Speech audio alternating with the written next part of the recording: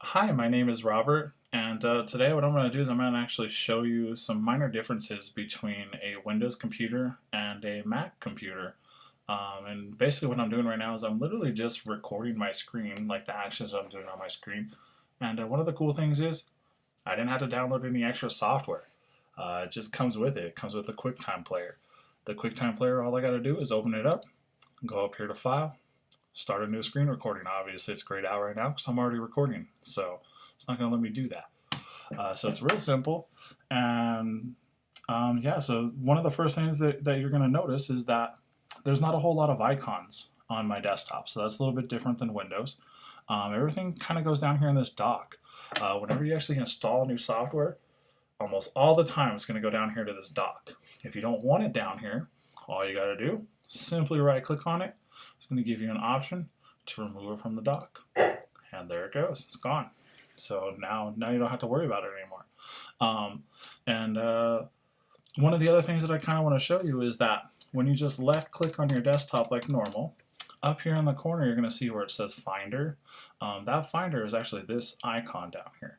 This is kind of like your My Computer icon. So if you click on this, this is going to be where all of your files are. So you're going to see all the different stuff, and these are all the applications. So it's a little bit different. You don't have to like go into like Start and then see all the go into each folder and see all the different applications. You just go into Finder.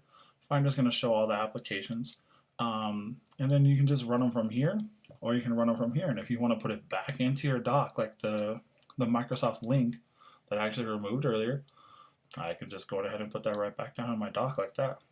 It's really nice, and it's something that I don't really use, so I'm going to go ahead and remove it anyway.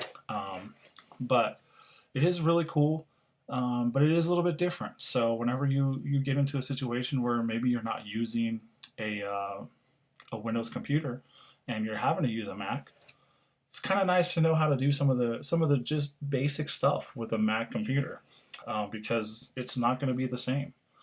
It's real similar, like such as like what I'm doing right now. I'm about to close this out, um, and I'm doing it in the upper left hand corner, not in the upper right hand corner. So, like I said, it's minor differences, but it's enough to where it can make a difference.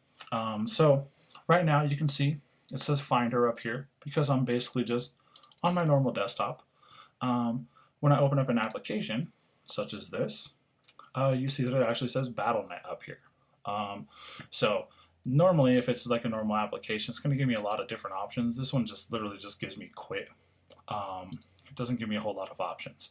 But as you can see, even with it open, when I click on my desktop, it goes right back to Finder. So for whatever reason you ever hide this, which is one of the options, if you accidentally do that, you right click on your desktop, or sorry, left click on your desktop, and you're going to see the option to actually use your Finder. And then you can just go to Go, and you can go wherever you want.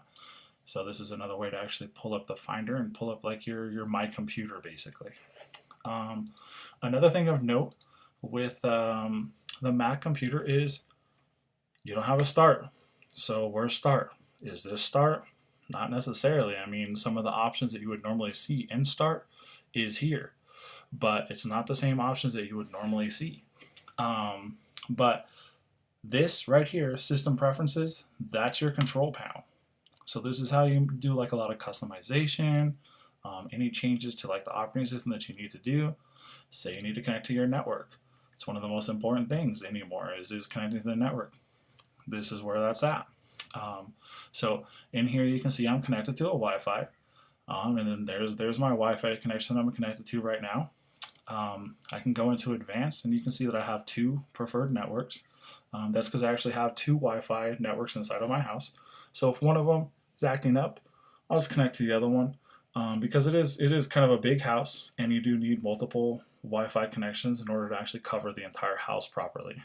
So I run a couple different routers actually here bridged together, but this is where you would normally go in like the network settings inside of a Windows computer, which is through the control panel. And then in here you can actually see where it actually says, join another network. You can do a scan, and it's going to pop up all the other networks that are around here. So you can see there's a lot of different networks around in my area right now. Um, yeah, I think that's pretty much the majority of it is. I mean, pretty much for the basic stuff. If you want to turn off your computer, it's right here. Restart, sleep, or shut down. Um,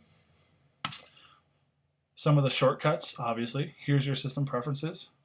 It's like automatically down here when you first get your Mac. Um, you can also do your network up here, and then you can actually just open up the network preferences through there. So that's another way to get to it. Um, that's about it. Just wanted to show you some of the minor differences between a Windows computer and a Mac, because a lot of people just have never really used a Mac. All right, thank you for watching and thank you for listening.